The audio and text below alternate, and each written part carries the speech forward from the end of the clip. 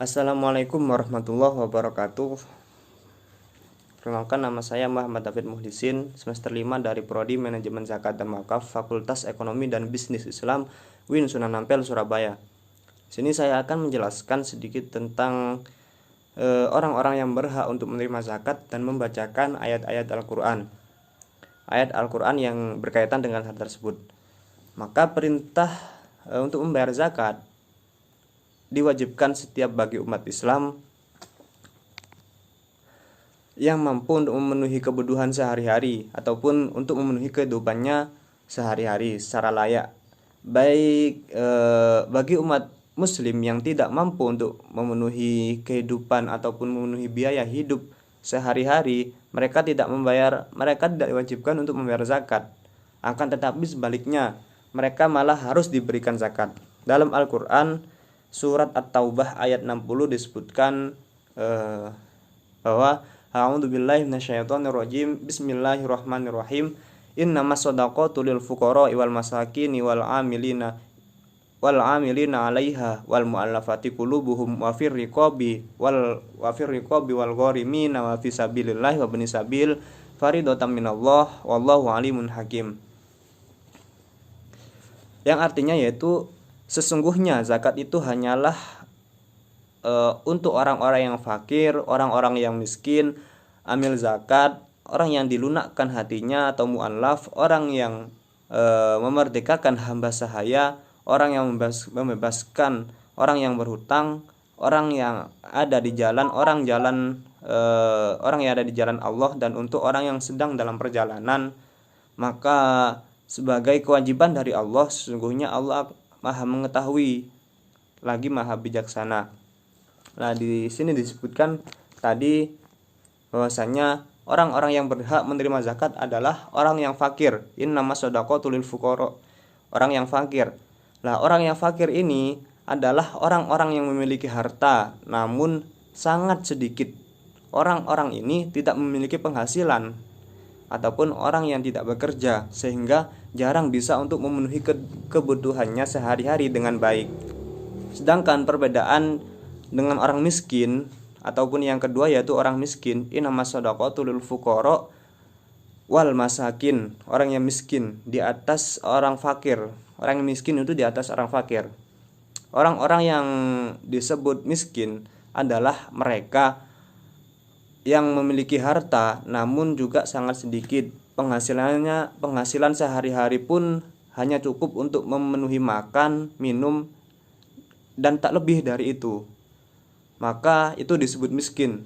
Berbeda dengan fakir tadi. Kalau fakir itu orang yang memiliki harta sangat sedikit, tidak punya penghasilan ataupun tidak mencukupi atau jarang bisa untuk mencukupi kebutuhannya sehari-hari. Kalau orang miskin, orang yang memiliki harta, sama-sama memiliki harta namun hanya sedikit, dan orang ini bekerja ataupun mempunyai penghasilan sehari-hari namun tidak mencukupi, dan mencukupinya untuk memenuhi makan saja, makan dan minum, dan tidak lebih dari itu, maka itu disebut miskin. Maka berbeda antara fakir dan miskin. Terus yang kedua yaitu wal amilina, amil, innamas shadaqatu lil fuqara wal masakin wal alimin, ataupun amil. Lah, amil ini adalah mereka adalah orang-orang yang mengurus zakat, mulai dari penerimaan zakat hingga menyalurkannya kepada orang-orang yang membutuhkan. Maka ini juga perlu ataupun berhak untuk menerima zakat. Terus mu'allaf wal amilin 'alaiha wal mu'allafati qulubuhum, ataupun mu'allaf, orang yang baru masuk Islam atau mu'allaf juga menjadi orang yang berhak untuk menerima zakat. Lah, ini bertujuan untuk orang-orang yang baru masuk pada Islam tadi, semakin mantap ataupun semakin mantap hatinya untuk meyakini Islam sebagai ajarannya ataupun pilihan terbaiknya tadi.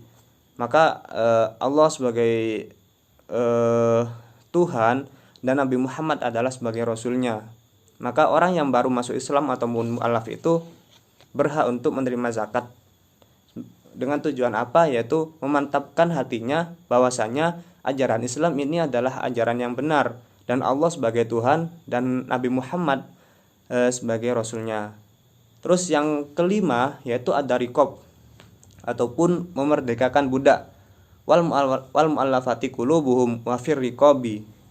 Lah, rikob di zaman dahulu banyak orang-orang yang dijadikan budak oleh saudara atau oleh saudagar kaya. Inilah zakat yang digunakan untuk membayar ataupun menebus para budak agar mereka itu dimerdekakan. Orang-orang yang memerdekakan budak juga berhak untuk menerima zakat.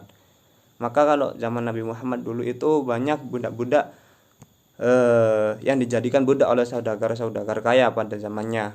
Maka zakat digunakan untuk membayar ataupun menebus para budak agar mereka dimerdekakan. Seperti itu. Maka itu berhak untuk menerima zakat. Yang keenam yaitu ada ghorim, wafir riqabi wal ghorimina. Ghorim ataupun orang yang memiliki hutang. Ghorim merupakan orang yang memiliki hutang.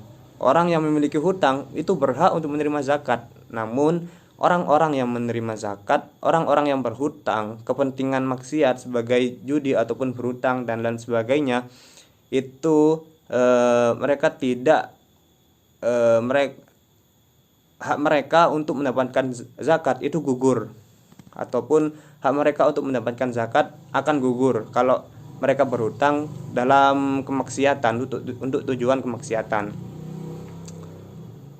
Terus yang ketujuh yaitu fisabilillah. Orang yang dimaksud dengan sabilillah adalah segala sesuatu yang bertujuan untuk kepentingan di jalan Allah.